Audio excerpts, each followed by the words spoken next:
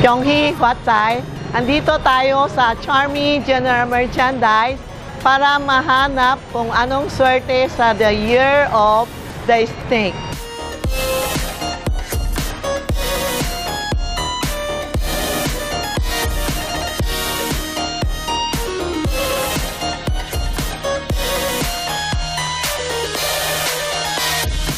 Ang this year is a water snake, no? 2013 is a water snake. Ang snake mo, mas maganda kaysa last year.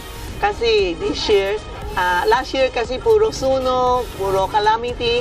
But this year, business will be good. Kasi snake, iba kumakain siya, tinatago niya yung pakain niya. Kaya it means good ang business natin, iniipon.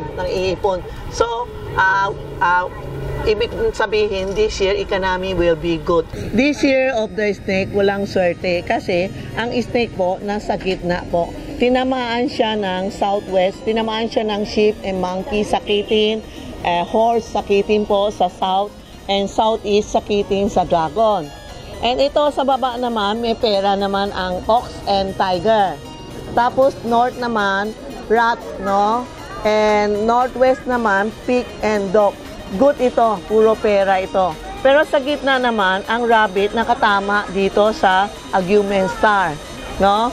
Then snake naman nandito sa center, and the violent star nasa wet ang rooster. Ibig sabihin, maloko siya o kaya mananakawan siya. Ito naman, itong rabbit, mainit ulo.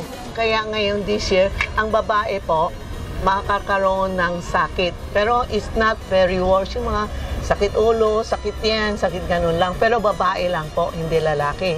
This year is a water snake. Kala ng tao, water snake, magsusuot sila ng jade, mga emerald, hindi po.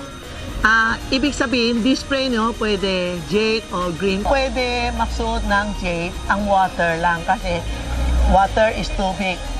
Yung water lang pwede magsuot ng jade. Yung iba, halimbawa, parka, no? Hindi ka pwede magsuot ng jade kasi tubig yun eh. Ako metal naman, hindi din pwede mag-jade. Mawawala ako ng pera po. So, depende sa tao. Sa earth din, hindi pwede, lupa siya eh. Hindi pwede jade kasi jade is water. Lulubog siya sa tubig, sa lupa po. So, ina-advise namin, they can come, sasabihin namin kung anong bagay sa kanya ang kulay po nila.